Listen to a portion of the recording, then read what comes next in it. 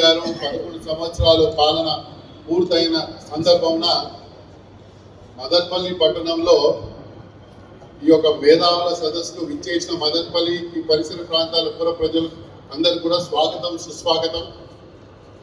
మరి ఈ యొక్క సదస్సు యొక్క ముఖ్య ఉద్దేశం గత 11 సంవత్సరాల్లో మన గౌరవ ప్రధానమంత్రి వర్యులు మన దేశానికి అందించిన సంక్షేమ పథకాలు కానివ్వండి, అభివృద్ధి చేసిన అభివృద్ధి కార్యక్రమాలు కానివ్వండి, మౌలిక వసతులు ఇన్ఫ్రాస్ట్రక్చర్లో మనం సాధించిన పురోగతి కానివ్వండి, ప్రపంచ స్థాయిలో మన దేశ గౌరవం ఏ విధంగా పెరిగిందనే అంశంపై వాటిపై కానివ్వండి, అవన్నీ కూడా మన దేశ పౌరులకు ముఖ్యంగా మేధావులకు అవన్నీ తెలియచేసేదానికే ఈ యొక్క సదస్సు నిర్వహించడం జరుగుతుంది.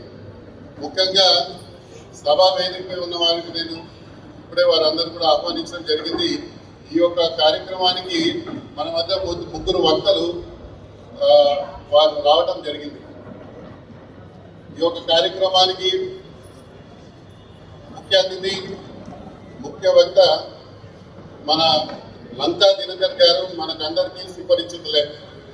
ప్రతినిత్యం వారు భారతీయ జనతా పార్టీ యొక్క ఆలోచన విధానం, ఈ దేశం ఈ రాష్ట్రంలో ఉన్న వివిధ అంశాలపై వారు తరచూ మీడియా ముందర వచ్చి వారి ఆలోచనలు మనకందరూ కూడా తెలియపరుస్తూనే ఉంటుంటారు. ఇప్పుడు ఆయన మన రాష్ట్రానికి 20 సూత్రాల అమలు చైర్మన్గా వారు బాధ్యతలు నిర్వహిస్తున్నారు. మరి వారు మనకు 11 సంవత్సరాల్లో ఏదైతే మనం మోదీ గారి సుపరిపాలన గురించి ఉన్నదో వారు దాన్ని తెలియజేస్తారు. వారి తర్వాత కాలాంశం మన మధ్య యువ నాయకుడు, ఈ ప్రాంతవాసి మిట్టా వంశీ గారు, వారు భారతీయ జనతా పార్టీ యువ మోర్చాకి రాష్ట్ర అధ్యక్షులు. వారు వికసిత భారత్ ఏదైతే ఉన్నదో గౌరవ ప్రధానమంత్రి వర్యులు 2047వ సంవత్సరమున మన దేశానికి 100 సంవత్సరాలు పూర్తయ్యే సందర్భంలో ఏ విధంగా మనము ఒక లక్ష్యం పెట్టుకొని ముందుకు వెళ్ళాలి, ఆ వికసిత భారత్ అనేది వారు ఏదైతే లక్ష్యం ఉన్నదో దాని గురించి మనకు తెలియజేస్తారు. మరి ఆ తర్వాత కాలాంశం ఏదైతే ఉన్నదో మన మధ్య చంద్రమౌళి గారు ఉన్నారు. వారు మన అన్నమయ్య జిల్లా భారతీయ జనతా పార్టీ ఇన్ఛార్జ్ మరియు ఖాదీ బోర్డుకి వారి ఇటీవల కూడా చైర్మన్గా కూడా వారు బాధ్యతలు నిర్వర్తించడం జరిగింది. వారు మన భారతదేశం ఏ విధంగా సశక్తమైన భారతం బలవంతమైన దేశంగా రూపుమాపులు అనేది గావించిందో దానిపై వారు మనకి తెలియజేస్తారు. ముందుగా నేను మన ముఖ్య అతిథి శ్రీ లంకా దినకర్ గారిని 11 సంవత్సరాల పాలన ఏవైతున్నాయో దాన్ని ఉద్దేశించి మనకందరితో మాట్లాడవలసిందిగా కోరుచున్నాను.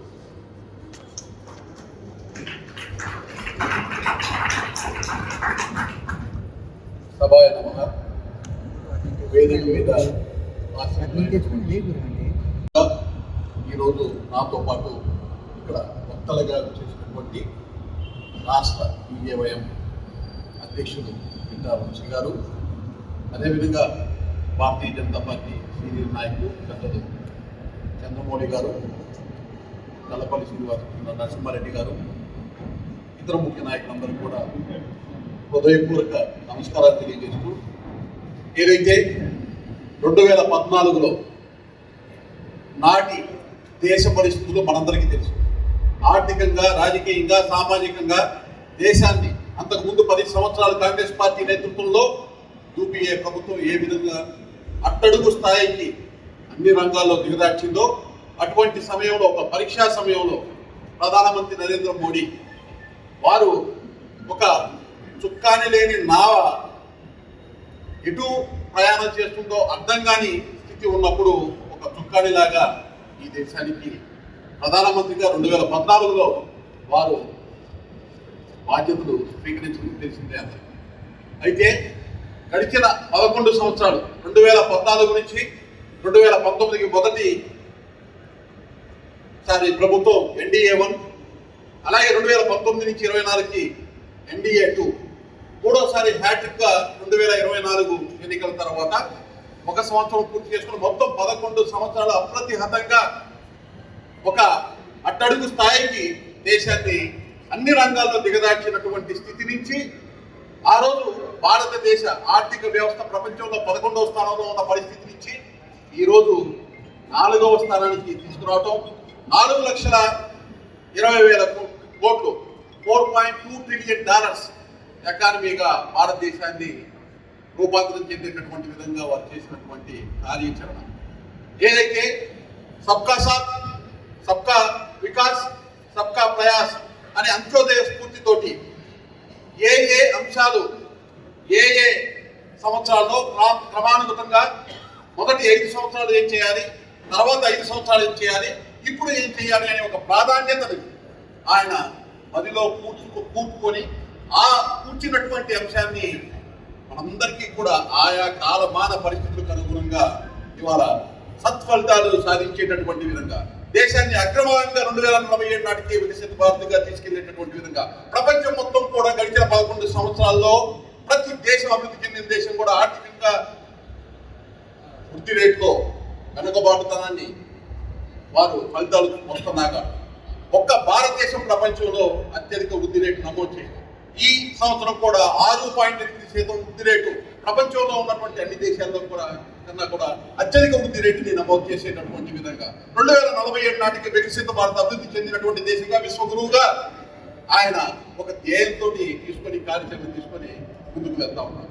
ఒక్కసారి గడిచిన 11 సంవత్సరాల మోడీ గారి పాలనని ఒక్కసారి ఆత్మావలోకనం చేసుకుంటే ఏ విధంగా ఒక్కొక్క సంవత్సరం ఒక్కొక్క కార్యక్రమాన్ని తీసుకొని ప్రతి కార్యక్రమాన్ని కూడా తీసుకున్న కార్యక్రమాన్ని కొనసాగింపుగా ఫలితాలు సాధించిన తర్వాత ఇంకా మెరుగైనటువంటి ఫలితాలు సాధించేటటువంటి విధంగా ముందుకి ఈ దేశాన్ని తీసుకెళ్తున్నటువంటి అత్యద్భుతమైనటువంటి అద్వితీయమైనటువంటి నాయకత్వ పటిమని ప్రధానమంత్రి నరేంద్ర మోడీ గారు ఈరోజు ప్రపంచవ్యాప్తంగా వారు ప్రదర్శిస్తున్నటువంటి పరిస్థితి.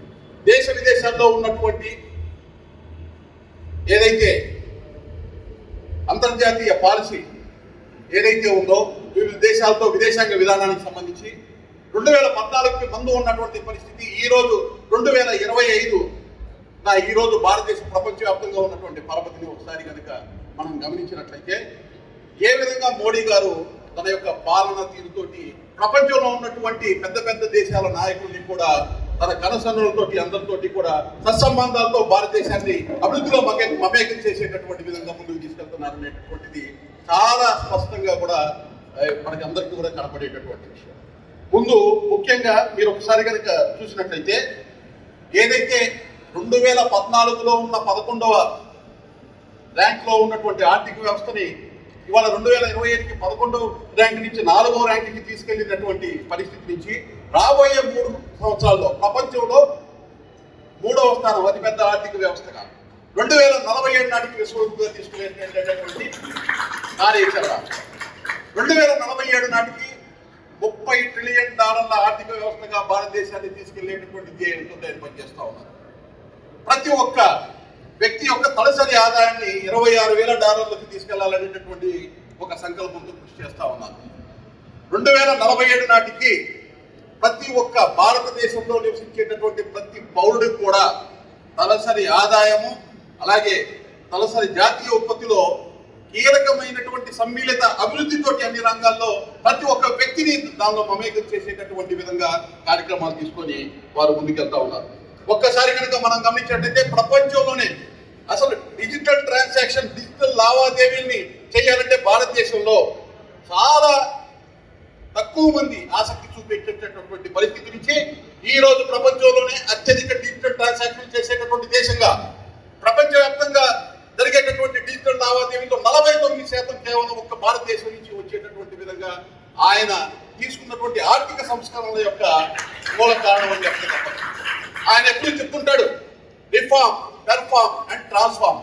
అంటే ఏ దేశమైనా కానీ సమ్మిళితమైనటువంటి అభివృద్ధిలో ప్రతి వ్యక్తిని భాగస్వామ్యం చేయాలంటే సంస్కరణలు అవసరం. రిఫార్మ్ సంస్కరణలు అవసరం. ఆ సంస్కరణలు ఆయన తీసుకున్నటువంటి సంస్కరణలు ఏవైతే ఉన్నాయో పెర్ఫార్మ్ సంస్కరణ తీసుకోవడం కాదు, ఆ సంస్కరణ ఆచరించడం అనేటటువంటి దాన్ని ధ్యేయంగా తీసుకొని పనిచేశారు. ఎప్పుడైతే తీసుకున్నటువంటి సంస్కరణని ఆచరించామో పెర్ఫార్మ్ అయిన తర్వాత ట్రాన్స్ఫార్మ్ దేశం ఉన్నటువంటి స్థితిగతుల్ని మార్పు తేవడం. ఒక్కసారి మనం కనుక గమనించినట్లయితే గడిచిన 11 సంవత్సరాల్లో ఈ భారతదేశ వ్యాప్తంగా ఉన్నటువంటి అతి తీవ్ర దారిద్ర్య రేఖకు దిగువన ఉన్నటువంటి ప్రజల్లో 25 కోట్ల మందిని అతి తీవ్ర దారిద్ర్య రేఖ దిగువ నుంచి బయటపడవేసినటువంటి పాలన ప్రధానమంత్రి నరేంద్ర మోడీ గారిని. మొన్న 2-3 రోజుల క్రితం అంతర్జాతీయ బ్యాంకులు కానీ వివిధ సంస్థలు చాలా స్పష్టంగా చెప్పినాయి, రాబోయే బహుకొద్ది కాలంలో చాలా కోట్లాది మంది ప్రజలు అతి తీవ్ర దారిద్ర్య రేఖ దిగువ నుంచి 25 కోట్ల మంది కాకుండా ఇంకా చాలా మంది బయటకు వచ్చేటటువంటి అవకాశం స్పష్టంగా ఉందని నివేదికలు తెలియజేస్తా ఉన్నాయి. ఒక్కసారి మనం కనుక గమనించినట్లయితే వికసిత భారత్ సాధనకు ఆయన చేస్తున్నటువంటి అవిశ్రాంత కృషికి సంబంధించి ఆయన పరిపాలన పగ్గాలు చేపట్టినటువంటి 2014లో తీసుకున్నటువంటి మొట్టమొదటి నిర్ణయం ఏంటి?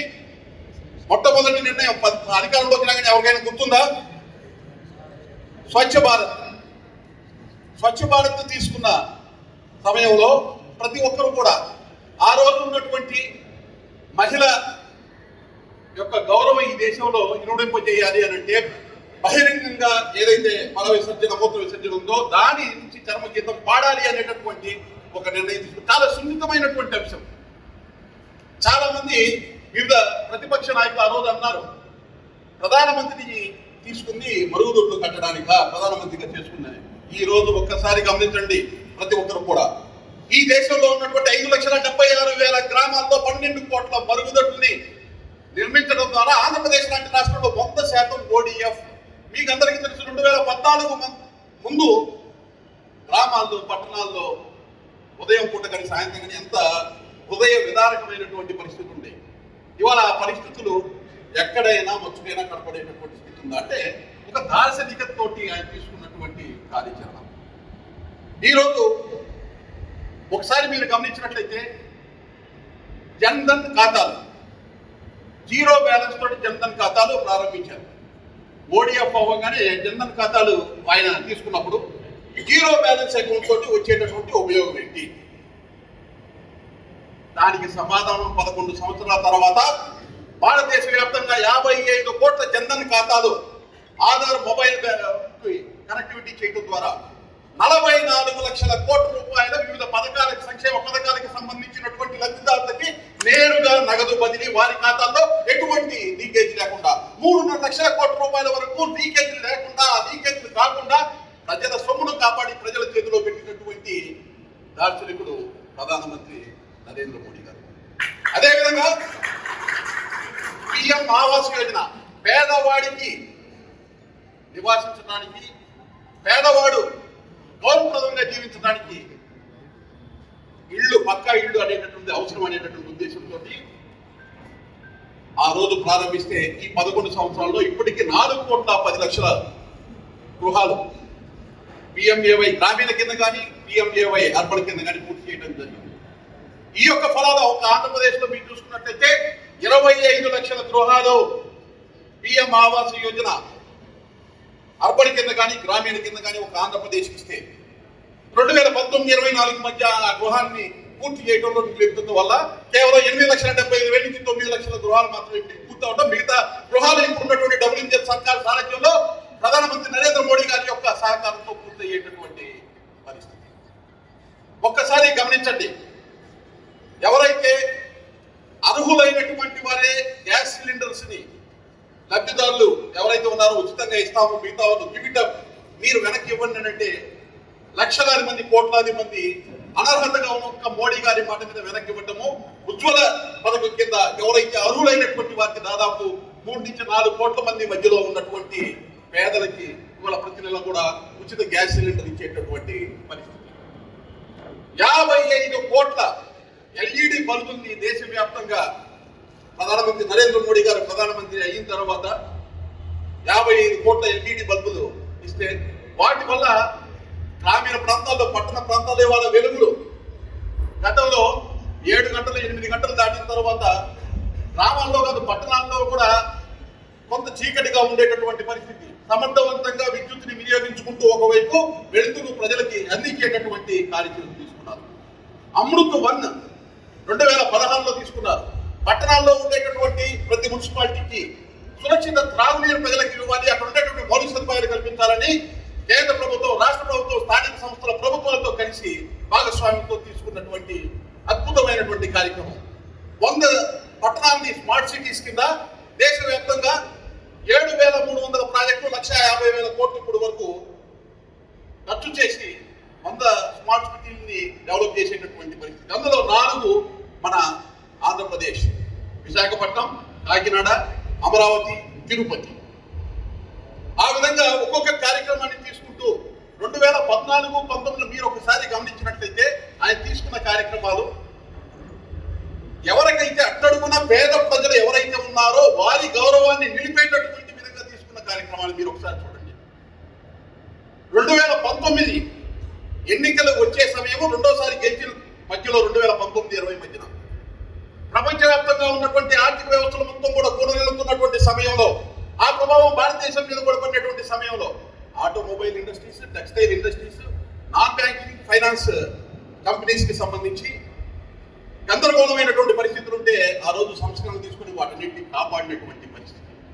2019 రెండోసారి ఎన్నికల్లో గెలిచిన తర్వాత ప్రధానమంత్రి నరేంద్ర మోడీ గారు రెండోసారి ఢిల్లీలో పీఠాన్ని అధిష్ఠించిన తర్వాత బ్యాంకుల విలీనము మీ అందరికీ తెలిసిందే. బ్యాంకులు విలీనం చేసినప్పుడు చాలా మంది ముసలి కన్నీరు కార్చారు, చాలా మంది వ్యతిరేకించారు. ఇవాళ పరిస్థితి ఏంటి?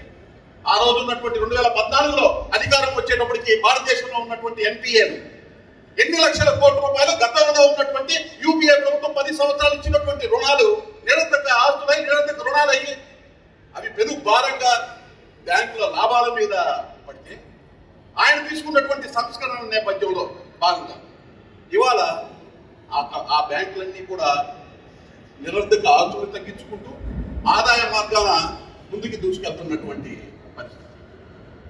2019 ఆగస్టు 15న 2 కార్యక్రమాలను తీసుకున్నారు ఢిల్లీ ఎర్రకోట మీద నుంచి ప్రధానమంత్రి నరేంద్ర మోడీ గారు. ఒకటి 111 లక్షల కోట్ల రూపాయల విలువైనటువంటి గతి శక్తి యోజన ప్రాజెక్ట్. ప్రపంచంలో ఏ ప్రభుత్వం చేయని అత్యంత సాహసోపేతమైనటువంటి నిర్ణయం. 111 లక్షల కోట్ల రూపాయలు డబ్బులు ఎక్కడి నుంచి వస్తాయి అనేటటువంటి ప్రశ్న. 111 లక్షల కోట్లు గతంలో ఇటువంటి ప్రాజెక్టులు అయినా ఏ ప్రభుత్వం తీసుకున్నా లిమిటెడ్ గా ఆ ప్రభుత్వం తీసుకున్న నిర్ణయాలకి అనుగుణంగా 1, 2, 3 ప్రాజెక్టులు పెట్టి బలవంతంగా అవసరం ఉన్నా లేకపోయినా రాష్ట్రాల మీద రుద్దేటటువంటి పరిస్థితి. ఆ విధంగా కాకుండా దాదాపు 38 నుంచి 40 రకాల ప్రాజెక్టులు అన్ని రంగాల్లో అవకాశాలు కల్పిస్తూ రాష్ట్ర ప్రభుత్వాన్ని, కేంద్ర ప్రభుత్వం 40%, రాష్ట్ర ప్రభుత్వం 30%, ఒక 30% ప్రైవేటు భాగస్వామ్యంతో కార్యక్రమం తీసుకోవడం జరిగింది. ఏ రాష్ట్రానికి ప్రాధాన్యత, ఏ ప్రాజెక్టు అవసరమో ఆ ప్రాజెక్టు తీసుకోవడం. ఒకవైపు రోడ్లు, మరోవైపు రైళ్లు, ఒకవైపు ఇరిగేషన్ ప్రాజెక్ట్స్, డిజిటల్ కి సంబంధించినటువంటి ఇన్ఫ్రాస్ట్రక్చర్, అలాగే ఏదైతే మౌలిక సదుపాయాల కల్పనకి కావాల్సినటువంటి గ్రామీణ మరియు పట్టణాలకు కావాల్సినటువంటి మౌలిక సదుపాయాలు, ఈ విధంగా ఎన్ని రకాల అవసరాలు ఒక రాష్ట్రానికి ఉండే అవసరము ఇంకో రాష్ట్రానికి ఉండకపోవచ్చు.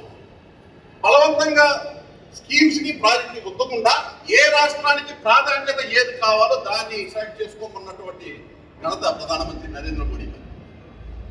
అదే ఆగస్టు 15, 2019 వాళ్ళు చూస్తున్నాం. దేశంలో ఉన్నటువంటి ప్రతి ఒక్క గ్రామంలో ప్రతి ఇంటికి సురక్షిత త్రాగునీటిని కుళాయి ద్వారా అందించాలి అనేటటువంటి ఉద్దేశంతో జల్ జీవన్ మిషన్ తీసుకోవడం జరిగింది. 3,75,000 కోట్ల రూపాయలు అంచనా వ్యయంతో రాష్ట్ర ప్రభుత్వం 1,87,500 కోట్లు, కేంద్ర ప్రభుత్వం 1,87,500 కోట్లతోటి ఆ పథకాన్ని ప్రారంభిస్తే మనందరికీ తెలుసు మన రాష్ట్రంలో 2019-24 మధ్య ఏం జరిగిందని 27,000 కోట్ల రూపాయల అంచనాతో మన రాష్ట్రంలో అంచనా 13,500 కోట్లు, కేంద్ర ప్రభుత్వం 13,500 కోట్లు రాష్ట్ర ప్రభుత్వం పెట్టాలి అనే అంచనాతోటి వ్యయం చేయాలి అనే ఉద్దేశంతో రాష్ట్ర ప్రభుత్వం 2019-24 మధ్యన ఆ యొక్క ప్రతిపాదన పంపిస్తే కేవలం 2,700 కోట్లు మాత్రమే ఖర్చు పెట్టి 70% పనులు పూర్తయినాయి అని చెప్పినటువంటి పరిస్థితి. ఈ అంశాలన్నీ మనం 2019-24 మధ్య ఈ అంశాలన్నీ కూడా ప్రెస్ మీట్ల ద్వారా వివిధ రకాల వ్యాసాల ద్వారా మనం బయట పెట్టాం. ఏ పార్టీ వాళ్ళు బయటపడలేదు, ఒక భారతీయ జనతా పార్టీ నుంచి మనం మాత్రమే బయట పెట్టాం. అయితే పనులు కూడా నాణ్యత లేకుండా, నీటి వనరుల లభ్యత చూడకుండా ఇక్కడ రాష్ట్ర ప్రభుత్వం ఏ మాత్రం దురదృష్టి లేకుండా ఆ రోజున ఉన్నటువంటి ప్రభుత్వం ఆ ప్రతిపాదనలు చేయటము, పనులు సక్రమంగా చేయకుండా పనులు పూర్తయినట్టు డాష్ బోర్డులో లెక్కలు వేయటం. ఈ రోజు డబుల్ ఇంజిన్ సర్కార్ ఆంధ్రప్రదేశ్లోకి వచ్చిన తర్వాత దీర్ఘకాలిక వనరుల లభ్యత ఆధారంగా జల్ జీవన్ మిషన్ మొత్తాన్ని కూడా పవన్ కళ్యాణ్, ఉప ముఖ్యమంత్రి పవన్ కళ్యాణ్ గారు, ముఖ్యమంత్రి చంద్రబాబు నాయుడు గారు, ప్రధానమంత్రి నరేంద్ర మోడీ గారిని వారి దగ్గరికి వెళ్ళి ఇక్కడ ఉన్నటువంటి వాస్తవ సమస్యని చెప్పి దీర్ఘకాలిక నీటి వనరుల లభ్యత ఆధారంగా ఆ ప్రాజెక్ట్ ని రివ్యాంప్ చేయటం, 2024కి 25 మధ్యలో పూర్తి కావాల్సినటువంటి ప్రాజెక్టు ఆంధ్రప్రదేశ్లో పనులు జరిగినట్టు చూపించి బిల్లులతో డబ్బులు దండుకోవాలని ప్రయత్నం చేసినటువంటి ప్రభుత్వం, అప్పుడు ఉన్నటువంటి ప్రభుత్వం. ఆ అంశాలన్నీ వారి దృష్టికి తీసుకొచ్చి 2028 వరకు ఆ ప్రాజెక్ట్ ఇంప్లిమెంట్ చేయడానికి డబుల్ ఇంజిన్ సర్కార్లో భాగంగా ఆంధ్రప్రదేశ్ నుంచి మన ముఖ్యమంత్రి, ఉప ముఖ్యమంత్రి గారు, ప్రధానమంత్రి గారిని అడిగితే వారు యాక్సెప్ట్ చేసి 2028 వరకు ఆ ప్రాజెక్ట్ ని రివ్యాంప్ చేయడానికి యాక్సెప్ట్ చేయటము. అలాగే ఈ రోజు దాదాపు 80,000 కోట్ల రూపాయల వరకు వ్యయమయ్యేటటువంటి పరిస్థితి. దాని గురించి కూడా కేంద్ర ప్రభుత్వం ఏం చేయాలి, రాష్ట్ర ప్రభుత్వం ఏం చేయాలి అంటే, ఒకసారి ప్రభుత్వంలో ఒక తప్పు జరిగితే దాని పర్యవసానాలు ఏ విధంగా ఉంటాయి, వాటిని రెక్టిఫై చేయాలన్నా ఎంత కష్టపడాలి అనేటువంటి అంశం కూడా, అటువంటి అంశాలన్నింటినీ కూడా పరిగణలోకి తీసుకొని ప్రధానమంత్రి నరేంద్ర మోడీ గారు ఈరోజు ఈ యొక్క భారతదేశాన్ని అభివృద్ధిలోకి పదంలోకి తీసుకెళ్ళడం, ఆంధ్రప్రదేశ్ని కూడా ప్రత్యేకంగా చూడండి. చాలా కీలకమైనటువంటి అంశం. 2020లో కరోనా మహమ్మారి కబలించి వేసిన సమయంలో, గతంలో మనందరికీ తెలుసు, ఇటువంటి వైరస్లు ఏమైనా వచ్చినప్పుడు భారతదేశంలో ఉండేటటువంటి ప్రజలు ప్రపంచం వైపు చూసేటటువంటి పరిస్థితి వ్యాక్సిన్ కోసం. ఇవాళ ప్రపంచంలో భారతదేశంలో ఉన్న 140 కోట్ల మంది ప్రజలకు ఉచితంగా వ్యాక్సిన్ ఇవ్వటమే కాదు, ప్రపంచంలో ఉన్నటువంటి 100కి పైగా దేశాలకి ఉచితంగా వ్యాక్సిన్లు పంపించినటువంటి ఘనత ప్రధానమంత్రి నరేంద్ర మోడీ గారు. ఆత్మనిర్భర్ ఏదైతే కరోనా సమయంలో వచ్చినటువంటి ఇబ్బందిని అవకాశాలుగా మలుచుకున్నారు.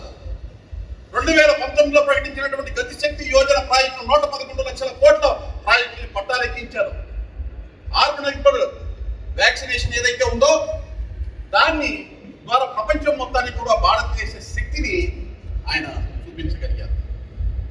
ఇవాళ ఒకసారి గమనించండి మీరు, 2020 తర్వాత మనందరికీ తెలుసు ప్రపంచవ్యాప్తంగా ఆర్థిక పరిస్థితి, రష్యా ఉక్రెయిన్ యుద్ధం వల్ల సప్లై చైన్ ఏదైతే ఉందో, డిమాండ్ సప్లై చైన్, సప్లై అక్కడి నుంచి రావాల్సినటువంటి సరుకులు ఏదైతే ఇంపోర్ట్స్ ఎక్స్పోర్ట్స్ కి సంబంధించి ఆ గొలుసు ఇబ్బంది పడినటువంటి పరిస్థితి, చైన్. దాని ప్రభావం ప్రపంచంలో ఉన్నటువంటి ప్రతి దేశ ఆర్థిక వ్యవస్థ మీద ఉంది. కానీ ఒక భారతదేశం మాత్రం వాటిని అధిగమించి ఏ విధంగా ముందుకెళ్ళింది అనేటటువంటి అంశాన్ని ఒకసారి మీరందరూ కూడా, ప్రధానమంత్రి నరేంద్ర మోడీ గారు వారు తీసుకున్నటువంటి గతిశక్తి యోజన కానీ, ఆత్మనిర్భర్ భారత్, స్వశక్తితో మన దేశము మన కాళ్ళ మీద నిలబడాలి, ఇతర దేశాల మీద ఆధారపడకూడదు అనేది. ఆపరేషన్ సింధూర్లో కూడా దాని యొక్క ప్రభావం స్పష్టంగా కనపడింది. పహల్గాంలో మనందరికీ తెలుసు, మత ఆధారితంగా 26 మంది ప్రజల్ని పాశవికంగా హత్య చేసిన ఉగ్రవాదుల్ని, వారి యొక్క స్థావరాన్ని ప్రెసిషన్ స్ట్రైక్, వారి టార్గెట్స్ ఎక్కడైతే ఉన్నాయో మానవాళికి కానీ ఇతర దేశ సైనికులకు కానీ ఎటువంటి నష్టం జరగకుండా ఎవరైతే ఉగ్రవాదులు కాశ్మీర్లో అలాగే పాకిస్తాన్లో ఉన్నారో వారందరి మీద ఎంత సమర్థవంతంగా దాడి చేశాం. ప్రపంచవ్యాప్తంగా ఉన్నటువంటి అన్ని దేశాలు అబ్బురుపడేటటువంటి విధంగా తీసుకున్నటువంటి ఆపరేషన్, దానిలో వాడినటువంటి స్వదేశీ పరిజ్ఞానంతో ఉన్నటువంటి ఆయుధాలు ఏదైతే ఉన్నాయో ఇవాళ అంతర్జాతీయ మార్కెట్లో అగ్రదేశాలు కూడా అబ్బురుపడేటటువంటి విధంగా ఆ యొక్క ఆయుధాల సంపత్తిని ఏదైతే మనం పెంచుకున్నామో అది ఇవాళ ఆత్మనిర్భర్ యొక్క శక్తిని చాటుతా ఉంది. మరో ఇంకా మీరు గమనిస్తూ ఉంటే ఒక్కొక్క ఎన్నికల్లో ప్రజల విశ్వాసాన్ని చొరబడి విజయాన్ని సాధిస్తూ ఆ విజయాన్ని అందుకున్నటువంటి విజయాన్ని సార్థకత ప్రజలకి సేవ చేయాలి. 11 సంవత్సరాల సేవ సుపరిపాలన తోటి ఒక్కొక్క కార్యక్రమాన్ని తీసుకొని వారు ముందుకెళ్ళేటటువంటి క్రమాన్ని ఒకసారి చూసినట్లయితే, ఆకలిగా ఉన్నటువంటి వారిని 2020లో కరోనా వచ్చిన తర్వాత ఈ రోజు 5 సంవత్సరాల వరకు 80 కోట్ల మంది ప్రజలకి భారతదేశంలో గరీబ్ కళ్యాణ్ అన్న యోజన కింద ఉచితంగా రేషన్ ఇవ్వడం.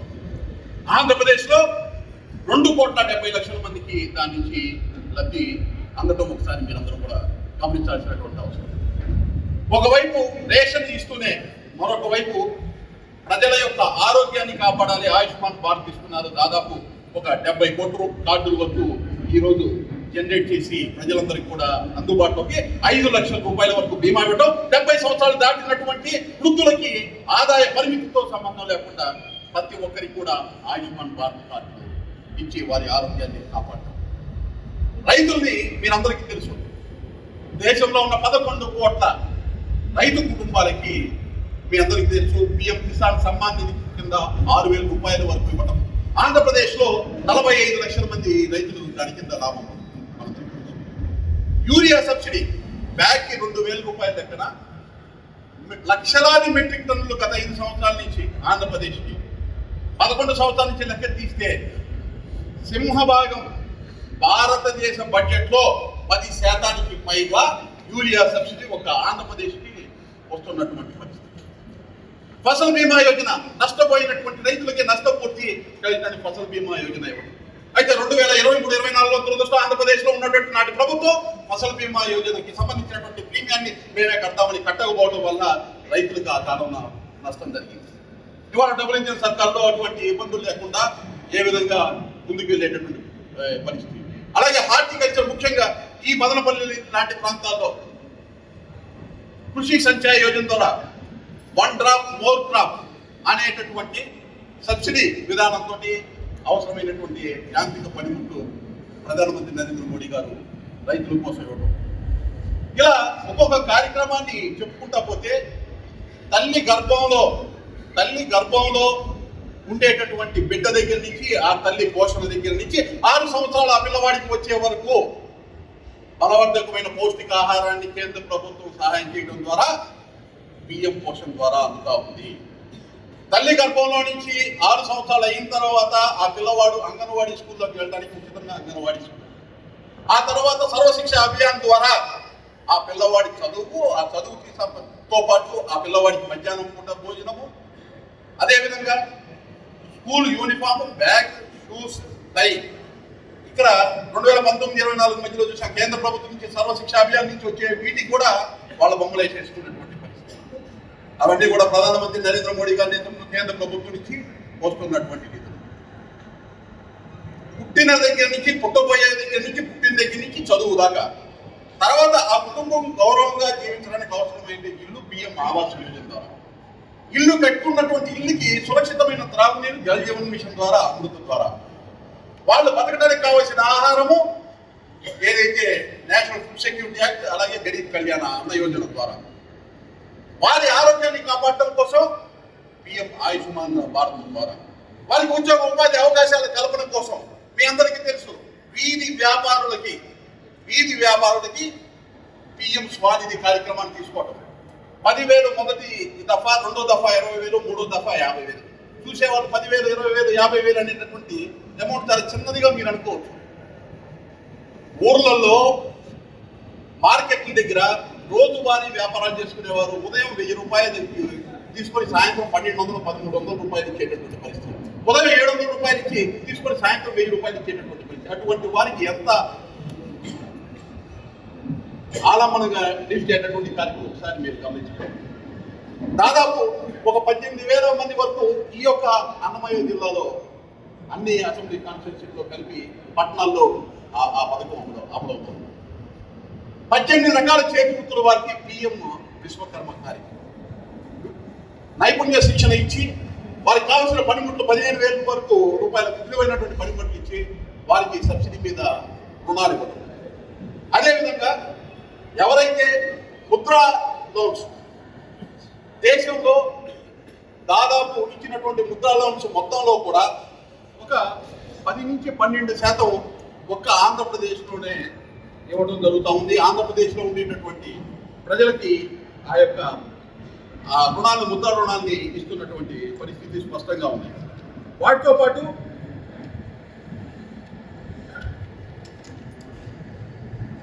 మహిళల్ని ఆర్థికంగా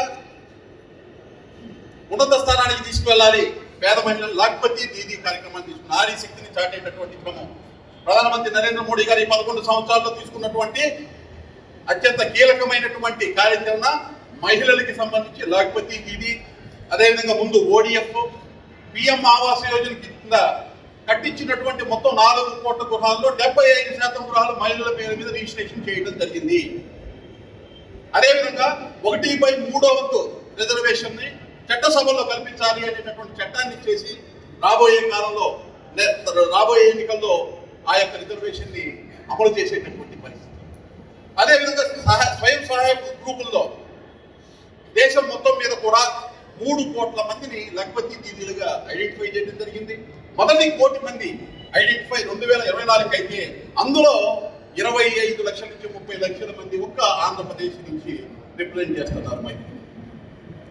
నారీ శక్తికి ఇస్తున్నటువంటి విలువ ప్రధానమంత్రి నరేంద్ర మోడీ గారి చాలా చాలా అత్యున్నతమైనటువంటిది అనేటటువంటి అంశాన్ని ప్రతి ఒక్కరు గుర్తుంచుకోవాల్సి ఉంటుంది. అదేవిధంగా కరెంటు బిల్లుతోటి జేబులు చిల్లులు పడుతున్నాయి అనేటటువంటి ఇబ్బందులు పడుతున్న వారికి పిఎం సూర్య గారు కార్యక్రమాన్ని తీసుకున్నారు. 1 కిలోవాట్కి సోలార్ ప్లాంట్ పెట్టుకుంటే 30,000 రూపాయలు, 2 కిలోవాట్స్ అయితే 60,000, 3 కిలోవాట్లు అయితే 78,000 రూపాయల సబ్సిడీని ఇవాళ ప్రధానమంత్రి నరేంద్ర మోడీ గారు పిఎం సూర్య గారి ద్వారా అందిస్తున్నటువంటి పరిస్థితి. అలాగే పిఎం కుసుమ్ ద్వారా రైతులకి ఉచితంగా విద్యుత్ అందించడానికి పిఎం కుసుమ్ ద్వారా ఈ కార్యక్రమాలు ఇస్తున్నారు.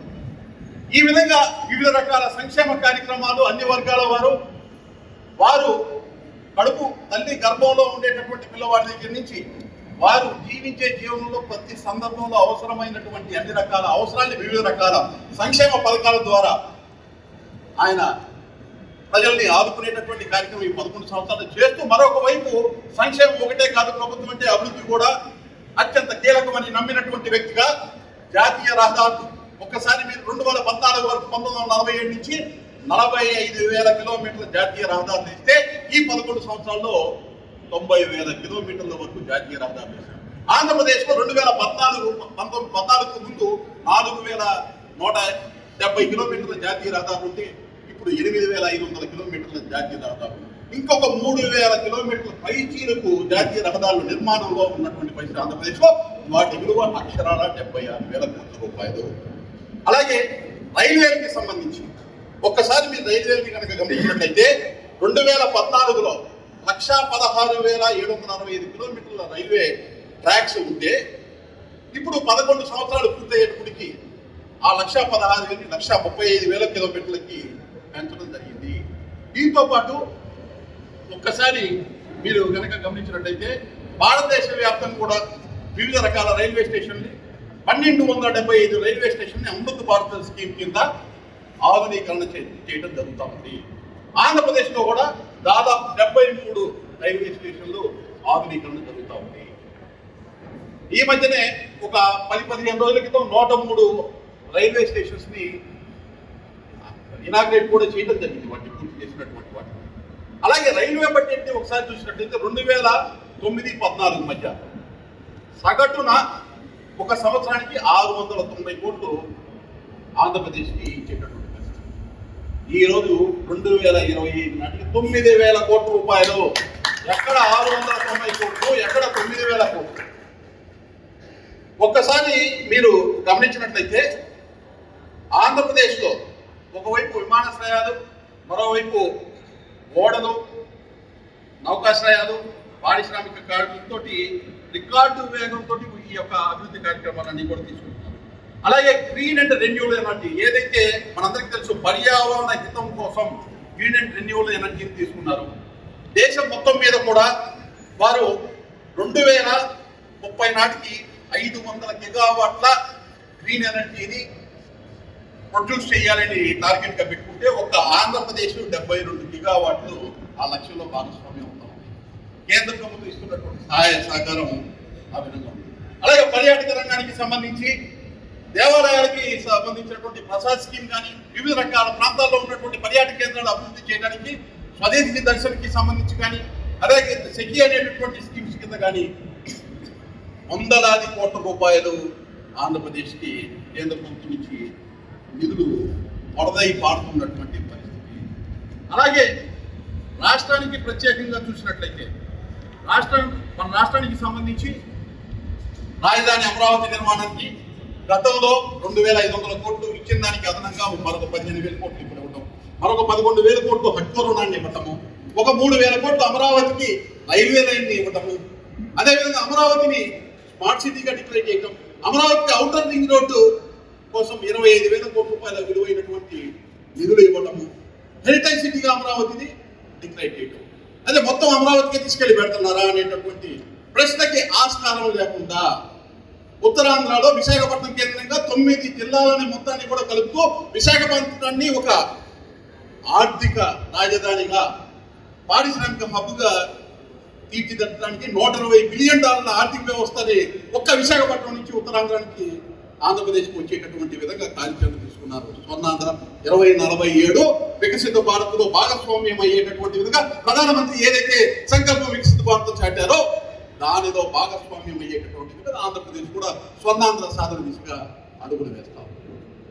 మరోవైపు రాయలసీమ ప్రాంతంలో కోపర్తి, మీ అందరికీ తెలుసు, ఉమ్మడి కడప జిల్లాలో ఉన్నటువంటి కోపర్తి, వాళ్ళ అన్నమయ్య జిల్లాలో ఉన్నటువంటి దగ్గరగా మీకు దగ్గరగా ఉండేటటువంటి కోపర్తి ప్రాంతము, విశాఖ చెన్నై ఇండస్ట్రియల్ కారిడార్ పరిధిలో, అలాగే బెంగళూరు హైదరాబాద్ ఇండస్ట్రియల్ కారిడార్ పరిధిలో ఓర్వకల్లు ఇండస్ట్రియల్, ఈ యొక్క రాయలసీమ ప్రాంతం మొత్తం కూడా ఒకవైపు హార్టికల్చర్ హబ్గా, మరొక వైపు పారిశ్రామిక కేంద్రంగా, వస్తు ఉత్పత్తి తయారీ కేంద్రంగా, ఎలక్ట్రానిక్ వస్తువుల తయారీ కేంద్రంగా తీర్చిదిద్దడానికి కేంద్ర ప్రభుత్వ సహాయ సహకారంతో 2 పారిశ్రామిక వార్డులు ఏదైతే ఆ పారిశ్రామిక వార్డుల చుట్టూత నగరాలు నిర్మించేదానికి కూడా అవసరమైన ప్రణాళికలు కేంద్ర ప్రభుత్వము దానికి కావాల్సిన సహాయ సహకారాలు తెచ్చడానికి ముందుకు వచ్చినటువంటి పరిస్థితి.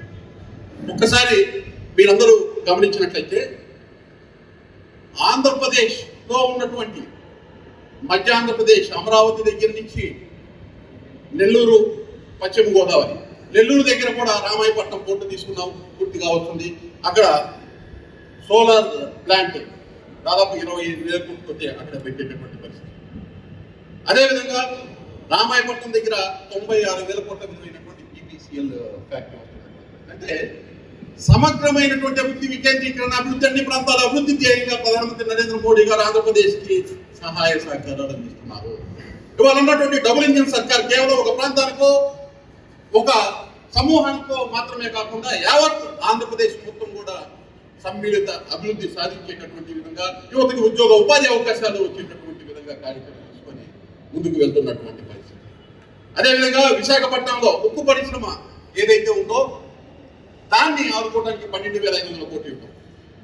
ఆంధ్రప్రదేశ్ జీవనాడి పోలవరం పూర్తయితే దేశంలో ఉన్నటువంటి, రాష్ట్రంలో ఉన్నటువంటి అన్ని జిల్లాల్లో కూడా సస్యశ్యామలవుతాయి, త్రాగునీరు, సాగునీరుకి అవకాశం కలుగుతుంది అనేటటువంటి ఉద్దేశంతో ఇప్పటికే 18,000 కోట్ల రూపాయల వరకు కేంద్ర ప్రభుత్వం సహాయం చేయడమే కాకుండా 2027 నాటికి మొదటి దశ పోలవరం పూర్తి చేయడానికి 12,500 కోట్ల రూపాయల నిధుల్ని ఇస్తామని చెప్పి దానికి కేబినెట్ లో కూడా అప్రూవ్ చేయడం జరిగింది. అంటే ఆంధ్రప్రదేశ్ మీద ప్రధానమంత్రి నరేంద్ర మోడీ గారికి ఉన్నటువంటి ధ్యాస, ఆసక్తి, ఏదైతే గాయపడినటువంటి రాష్ట్రం 2014లో ఈ రాష్ట్రాన్ని ఆదుకోవాలనేటటువంటి సదుద్దేశం ఏదైతే ఉందో, ఇన్ని రకాల కార్యక్రమాలు, ఒకవైపు సంక్షేమ ఫలాలు, మరొక వైపు అభివృద్ధి కార్యక్రమాలు. వికసిత భారత్ అంటే కేవలం ఆర్థిక పరమైనటువంటి లెక్కలు చూసుకొని, వృద్ధి రేట్లు చూసుకునేటటువంటి అంశం కాదు. ఎవరైతే పేదలు ఉన్నారో, ఎవరైతే వివిధ రంగాల్లో చేయూతనిస్తే అద్భుతాలు సృష్టించగలరో వారందరికీ అవకాశాలు కల్పించి వారి అందరి యొక్క అభివృద్ధిని భారతదేశంలో భాగస్వామ్యం, వికసిత భారత్లో భాగస్వామ్యం చేసి వారందరి యొక్క భాగస్వామ్యంతో అభివృద్ధి చెందిన దేశంగా రూపాంతరం చెందాలి. అందులో ఆంధ్రప్రదేశ్ ఉండాలి. ఆంధ్రప్రదేశ్ ఏదైతే స్వర్ణాంధ్ర 2047 ముఖ్యమంత్రి చంద్రబాబు నాయుడు గారు తీసుకున్నారో, వికసిత భారత్ ప్రధానమంత్రి గారి యొక్క సంకల్పంలో భాగస్వామ్యం చేయడానికి దానికి కావలసినటువంటి అన్ని రకాల సహాయ సహకారాలు కేంద్ర ప్రభుత్వం అందిస్తుంది. అదేవిధంగా ఇంత పెద్ద ఎత్తున కార్యక్రమాలు 11 సంవత్సరాలు మీకు చెప్పినటువంటి అంశాలు ఒక 10 నుంచి 15% మాత్రమే ఇప్పుడు వరకు నేను చెప్పింది. మిగతా అంశాలు చెప్తే మీ దగ్గర వినేటటువంటి అవకాశం ఉందో, లేకపోతే చెప్పగలిగే శక్తి ఇక్కడ నిలబడి నాకు ఉందో లేదో కూడా తెలియనటువంటి పరిస్థితి. కొన్ని ముఖ్యమైనటువంటి కార్యక్రమాలు మాత్రమే చెప్పగలిగాను. ఇంత పెద్ద ఎత్తున కార్యక్రమాలు జరుగుతున్నటువంటి పరిస్థితి, ఈ అంశాలు ప్రజల దృష్టికి తీసుకెళ్ళాలి, ప్రజల దగ్గరికి తీసుకెళ్ళాలి. ఇక్కడ మీటింగ్ పెట్టుకున్నాం, ఇక్కడ ఈ కంటెంట్ మొత్తం వచ్చింది. వచ్చినటువంటి కంటెంట్ని ప్రజల దగ్గరికి తీసుకెళ్ళాలి. సరే, ఇన్ని కార్యక్రమాలు దేశం గురించి చెప్పావు, రాష్ట్రం గురించి చెప్పావు, మరి మా జిల్లా పరిస్థితి ఏంటి, ఇక్కడ మా పరిస్థితి ఏంటి అనేటటువంటి ఒక మీమాంస కూడా ఇక్కడ ఉండేటటువంటి ప్రజల్లో ఉండేటటువంటి అవకాశం ఉంది. ముఖ్యంగా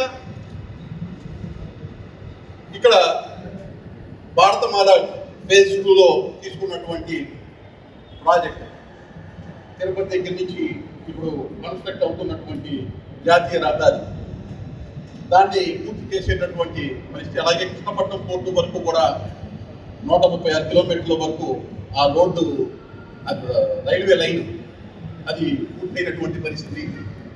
అదేవిధంగా ఈ ప్రాంతానికి సంబంధించినటువంటి అభివృద్ధి చేయాలి, ఈ ప్రాంతాన్ని ఆదుకోవాలి అనేటటువంటి ఉద్దేశంతో ఈ ఇందాక చెప్పినటువంటి అమృత్ స్కీమ్ కానీ, జల్ జీవన్ మిషన్ వంటి స్కీమ్స్లో కానీ ఇక్కడ భాగస్వామ్యం ఇవ్వడం. అదే విధంగా ఇక్కడ ముఖ్యంగా ఈ మదనపల్లిలో టమాటా సంబంధించినటువంటి రైతుల్ని ఏ విధంగా ఆదుకోవాలి, ఏ విధంగా వాటిని మనము ఈ యొక్క వికసిత భారత స్వర్ణాంధ్రలో భాగస్వామ్యం చేయాలి అనేటటువంటి స్ఫూర్తితోటి అనేక ప్రాజెక్టులు ఇక్కడ కూడా చెప్పినటువంటి రైల్వే లైన్స్కి సంబంధించి కానీ, నేషనల్ హైవేస్కి సంబంధించి కానీ అనేక కార్యక్రమాలు తీసుకొని ముందుకి పోవడం జరుగుతూ ఉంది. తప్పనిసరిగా ఇక్కడ వికసిత అన్నమయ్య జిల్లా ద్వారా స్వర్ణాంధ్ర స్వాధ్యం, స్వర్ణాంధ్ర ద్వారా వికసిత భారత స్వాధ్యం అనేటటువంటి స్ఫూర్తితో 11 ఏళ్ల మోడీ గారి యొక్క సుపరిపాలన ద్వారా, సేవ ద్వారా ఏ విధంగా సంక్షేమ అభివృద్ధిలో మనందరినీ కూడా భాగస్వామ్యం చేశారు. 140 కోట్ల మంది ప్రజలు కూడా ప్రతి ఒక్కరికి ఏదో ఒక విధంగా ఈ సంక్షేమ అభివృద్ధిలో భాగస్వామ్యం ఉండేటటువంటి విధంగా చేసినటువంటి పాలనని మనం ఫలించుకుంటూ ప్రజల దగ్గరికి తీసుకెళ్లాలని తెలియజేస్తూ, నాకు ఇచ్చినటువంటి ఇంత మంచి అవకాశం ఇచ్చినటువంటి అన్నమయ్య జిల్లా భారతీయ జనతా పార్టీ అధ్యక్షులు సాయి లోకేష్ గారు, అలాగే ఇతర నాయకులందరికీ కూడా, అలాగే ఇక్కడికి ఇంత ఓపిక ఇంతసేపు నేను చెప్పింది మొత్తం విన్నటువంటి ప్రతి ఒక్కరికి కూడా నమస్కరిస్తూ ధన్యవాదాలు, కృతజ్ఞతలు. భారత్ మాతాకి.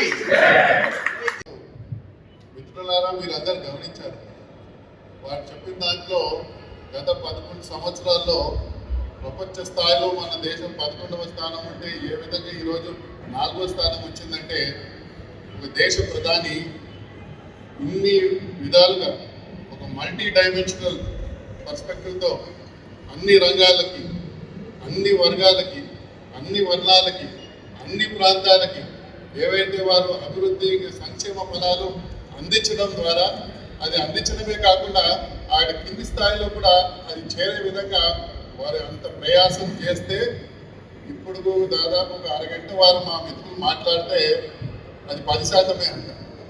అక్కడికే ఆయనకు చెమటలు కారింది, మనం వినేదానికి మనకు కూడా చెమటలు కారుతుంది. కాబట్టి మీరందరూ కూడా నేను కోరేది ఏంటంటే, ఆ మహానుభావుడు మోదీ గారికి ఈ ఇంత విస్తారంగా వివరంగా వర్ణించినందుకు ఆయన ఒక విజయాన్ని మన దినకర్ గారికి గట్టిగా చెప్పడంతో ధన్యవాదాలు. మరి ఉండబోతుంది అన్నది మనకందరికీ తెలియజేయడానికి మన విట్టా వంశీ గారిని మనల్ని ఉద్దేశించి మాట్లాడవలసిందిగా కోరుచు.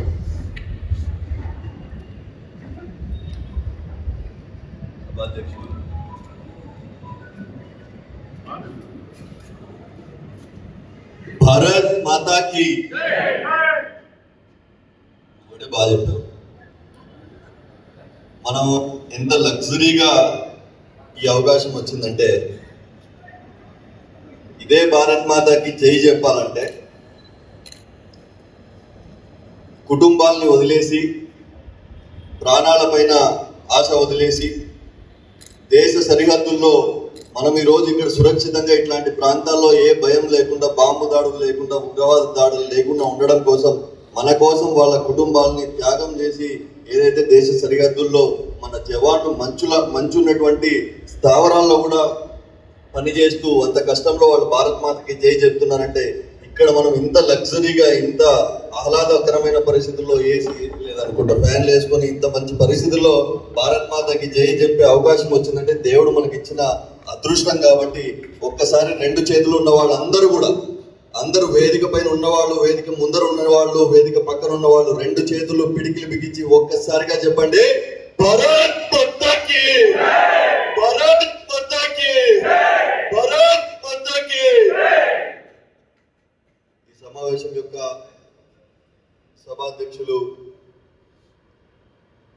భారతీయ జనతా పార్టీ జిల్లా అధ్యక్షులు లోకేష్ గారికి, వేదిక పైన ఉన్నటువంటి పెద్దలందరూ కూడా వాళ్ళని పరిచయం చేసేంత స్థాయి నాది కాదు కాబట్టి, అందరూ మీకు తెలిసిన వ్యక్తులే కాబట్టి, ఏదో 2 పేపర్లు తీసుకొచ్చారు కాబట్టి మీరు దయచేసి భయపడాల్సిన అవసరం లేదు. అన్ని మీకు తెలిసిన విషయాలే. దాదాపుగా మన వక్త లంకా దినకర్ గారు భారతీయ జనతా పార్టీ యొక్క వాయిస్ని ప్రతి ఒక్క డిబేట్లో చాలా ఎఫెక్టివ్గా తీసుకెళ్తున్నటువంటి ఒక నాయకులు. రాష్ట్ర ప్రభుత్వం యొక్క 20 పాయింట్ల అమలు కమిటీ యొక్క అమలు యొక్క చైర్మన్. చాలా వరకు విషయాలు మనకు చెప్పడం జరిగింది.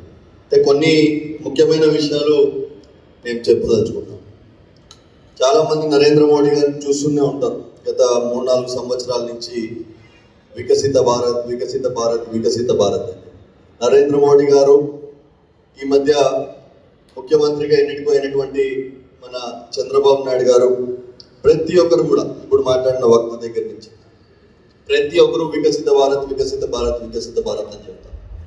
హిందూ హృదయ సామ్రాట్ శివాజీ గారి యొక్క కొడుకు వెన్ను చూపకుండా ఆ ఇస్లాం నాయకులు ఎవరైతే రాజుకున్నారో వాళ్ళకు ఉచ్చబోయించినటువంటి శంభాజీ గారి యొక్క సినిమాలు చూస్తున్నటువంటి భారతదేశం, ఈ భారతదేశాన్ని మనం వికసిత భారతదేశంగా మనం పిలుచుకుంటాం సోదరుల.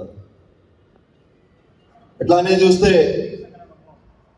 కరోనా, ఈరోజు మనం కరోనా అంటే ఒక 2 నిమిషాలు మళ్ళీ ఒక 2-3 సంవత్సరాలు ముందు గుర్తు తెచ్చుకుంటే తప్ప, మాస్కులు వేసుకోకుండా ఇంత పెద్ద సంఖ్యలో ఈరోజు ప్రజలందరూ కూడా ఈరోజు కనీసం కరోనా అంటే కేవలం ఒక చిన్నపాటి ఫీవర్ లాగానో కోల్డ్ లాగానో చూస్తున్నామంటే, ఇంతమంది 140 కోట్ల భారతీయ ప్రజలు ఏదైతే ఉన్నారో వాళ్ళందరికీ 2 వ్యాక్సిన్లు చొప్పున, కేవలం ధనికులకు మాత్రమే కాదు, ప్రాణం అనేది ధనికుడికి అంబానీకి ఒకటే, అదానికి ఒకటే, అట్టడిగా ఉన్నటువంటి సామాన్య రైతుకు కూడా ఒకటే అని చెప్పి 2 వ్యాక్సినేషన్లు ఉచితంగా ఇచ్చి, అప్పట్లో చిన్న మలేరియాలో జాండీస్లు వస్తేనే మరణించాల్సిన పరిస్థితి నుంచి ఈరోజు కరోనా మహమ్మారి అమెరికా లాంటి పెద్ద దేశాలే గడగడలాడితే ఈరోజు భారతదేశం మనం ఇక్కడ ఇంత ప్రశాంతంగా, ఇంత సురక్షితంగా చేసుకుంటున్నామంటే ఈ అభివృద్ధి చెందిన భారతదేశాన్ని వికసిత భారతదేశం అని చెప్పి మనం అందరం కూడా తీసుకుంటున్నాం. అట్లానే చూస్తే 2014కి ముందు రోజు న్యూస్ పేపర్ చూస్తే రోజుకు ఒక scam, coal scam, 2G scam, Commonwealth game scam, Akash scam, ఇట్లా చూసుకుంటూ పోతే స్కామ్ అనే పరిస్థితి నుంచి 2014 నుంచి దాదాపు 11 సంవత్సరాల ఈ సుపరిపాలనలో ఒక్క స్కామ్ కూడా మనం పేపర్ హెడ్లైన్ గా చూడలేదంటే, ఆ భారతదేశం నుంచి ఈ భారతదేశానికి అభివృద్ధి చెందిందే ఈ అవినీతి లేని భారతదేశాన్ని, ఈ స్కామ్ లేని భారతదేశాన్ని ఈరోజు మనం వికసిత భారత్ గా ఈరోజు మనం అందరం కూడా చూస్తున్నాం. ఈరోజు అప్పట్లో స్టాచ్యూ ఆఫ్ లిబర్టీ, అమెరికా అంట స్టాచ్యూ ఆఫ్ లిబర్టీ అనే పేరు మీద మనం కేవలం న్యూస్ పేపర్లలో, ఫోటోల్లో, టీవీల్లో మాత్రమే చూసే పరిస్థితి నుంచి, అట్లాంటి భారతదేశం నుంచి ఈరోజు స్టాచ్యూ ఆఫ్ యూనిటీ కాదు, ప్రపంచంలోనే అతి పెద్ద స్టాచ్యూ గుజరాత్ లో స్టాచ్యూ ఆఫ్ యూనిటీ పేరు మీద సర్దార్ వల్లభాయ్ పటేల్ గారి విగ్రహాన్ని మనం కట్టుకున్నామంటే, ప్రపంచంలోనే అతి పెద్ద స్టాచ్యూ మన భారతదేశంలో ఉందని ఈరోజు గర్వంగా చెప్పుకుంటున్నామంటే, ఆ భారతదేశాన్ని ఈరోజు వికసిత భారతదేశంగా మనం గుర్తిస్తాం. ఇప్పుడే చెప్పారు లంకా దినకర్ గారు సోదరుడు, జల్ జీవన్ మిషన్ పేరు మీద మన మదనపల్లి, నేను మా మదనపల్లి మా మురళీబాబాయ్ వాళ్ళ ఇంటికి చిన్నప్పుడు వచ్చేవాడిని. మా సొసైటీ కాలనీలో మా ఇల్లు కూడా ఉంది. చిన్నప్పుడు 2 రోజులకో 3 రోజులకో ఒక వాటర్ ట్యాంక్ వస్తే మన ఇంట్లో ఉన్నటువంటి మన తల్లులందరూ కూడా ఆడ బిందెలు లైన్లలో పెట్టి, ఎవరికి ఆ లైన్లో ఫస్ట్ కావాలంటే ఆ బిందెల దగ్గర నుంచి కొట్టుకుని జుట్టులు లాగుకునే పరిస్థితి నుంచి ఈ రోజు ఆ మహిళల ఇంటి ముందర ఉన్నటువంటి కొళాయిలో ప్రతిరోజు నీళ్ళు వచ్చే పరిస్థితి చేస్తున్నామంటే ఇది భారతదేశం, ఈరోజు వికసిత భారతదేశం అని చెప్పి మనం అందరం కూడా గుర్తించాల్సిన అవసరం. ఈరోజు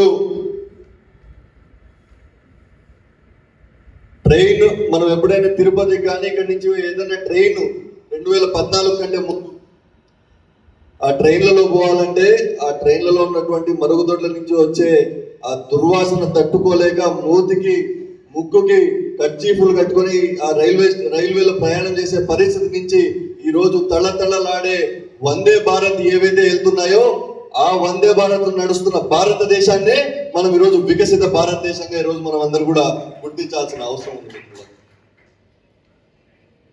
రోడ్ల గురించి చెప్తే ఇక్కడి నుంచి 2014 కంటే ముందు వెంకన్న స్వామి దర్శనం కావాలంటే దాదాపు 2 రోజులు, ఇంత దగ్గర ఉన్నటువంటి మదనపల్లి నుంచి కూడా దాదాపు 2 రోజులు, అంటే దాదాపు 4 గంటల సమయం పట్టే పరిస్థితి నుంచి ఆ భారతదేశాన్ని నుంచి 3 గంటలకు తీసుకురావడం, 3 గంటల నుంచి ఇప్పుడు రోడ్లు మరమ్మతు అవుతున్నాయి కాబట్టి 2 గంటలు రావడం, ఆ రోడ్లు మరమ్మతులంతా అయిపోయినాక ఇక్కడి నుంచి వెంకన్న స్వామి దర్శనం కోసం తిరుపతికి చేరుకోవాలంటే కేవలం 1 గంట సేపు మాత్రమే మనం రోడ్డు పైన వెళ్ళగలుగుతున్నామంటే ఆ భారతదేశాన్ని ఈరోజు వికసిత భారత్ గా నేను పేర్కొంటున్నాను. మహిళలంటే కేవలం వంటింటికి మాత్రమే పరిమితం కాకుండా వాళ్ళు మనకి ఏ మాత్రం కూడా తీసిపోరు. మనకి జన్మనిచ్చేంత గొప్ప మహిళలు ఈ భారతదేశంలో ఎందుకు చట్టసభలకి వెళ్ళకూడదని చెప్పి ఆ రోజు వంటింటికి పరిమితమైనటువంటి మహిళలు ఉన్నటువంటి భారతదేశం నుంచి ఈరోజు 33% చట్టసభల్లో రిజర్వేషన్లు మహిళలకు తీసుకొచ్చి రానున్న రోజుల్లో ఆ మహిళల్ని ఎంపీలుగా, ఎమ్మెల్యేలుగా, సర్పంచులుగా, ఎంపీటీసీలుగా, జెడ్పీటీసీలుగా, కౌన్సిలర్గా, మున్సిపల్ చైర్మన్లుగా చేస్తున్నటువంటి భారతదేశం, దాన్ని మనం వికసిత భారతదేశంగా గుర్తించాల్సిన అవసరం. ఈరోజు అట్లానే చెప్పుకుంటూ పోతే కరెంటు విషయం, ఇదే 14 ముందర సాయంత్రం 6 గంటలైతే మొగలి రేకులు అని ఒక సీరియల్ వచ్చేది, చాలా మందికి గుర్తుంటుంది. ఆ మొగలి రేకులు సీరియల్ వచ్చే పట్టే ముందు మహిళలు చాలా టెన్షన్ పడేవాళ్ళు. మా ఇంట్లో మా అమ్మ వాళ్ళందరినీ నేను చూసేవాడు.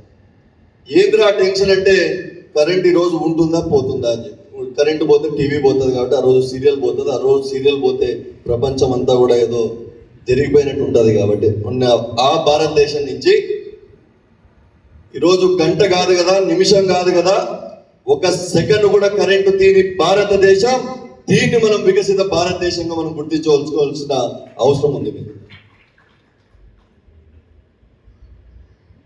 ఒకానొక టైంలో రేపులు చేసేవాళ్ళు, మర్డర్లు చేసే వాళ్ళని ఎంపీలుగా, ఎమ్మెల్యేలుగా చూసుకోవాల్సిన పరిస్థితి నుంచి ఈరోజు ఉత్తరప్రదేశ్లో చూస్తా ఉన్నాం. రౌడీ షీటరు, రౌడీ అన్న ఒక పదం మాత్రం వింటే ఆ రౌడీ యొక్క ఇల్లు పగలగొట్టే బుల్డోజర్ నడిపే ముఖ్యమంత్రి ఉన్నటువంటి యోగి ఆదిత్యనాథ్ గారిని మనం ముఖ్యమంత్రిగా చూస్తున్నటువంటి భారతదేశాన్ని చూస్తా ఉన్నాం సోదరులారా. ట్యాక్స్ అంటేనే భయపడే పరిస్థితి నుంచి, ట్యాక్స్ ఆఫీసర్ వస్తే మన ఇంట్లో మన అన్ననో తండ్రో వస్తేనే మనం లేచి మన ఆఫీస్లో చేరి ఇయ్యలేని పరిస్థితి, షాప్లో చేరి ఇయ్యని పరిస్థితి నుంచి ఆ ట్యాక్స్ ఆఫీసర్ షాప్కి వస్తానే గజగజలు ఆడే పరిస్థితి నుంచి ఈరోజు గొప్పగా దమ్ముగా నేను జిఎస్టీ కడతా ఉన్నా, యా ట్యాక్స్ ఆఫీసర్ వచ్చినా నా రికార్డులు చూసుకోండి, నేను దర్జాగా బిజినెస్ చేస్తాను, గౌరవంగా నడుపుతున్న బిజినెస్ మ్యాన్లు ఈరోజు గౌరవంగా చూస్తున్న దేశం ఈ రోజు ఈ భారతదేశాన్ని మనం వికసిత భారతదేశంగా మనం చూసుకోవాల్సిన అవసరం ఉంది.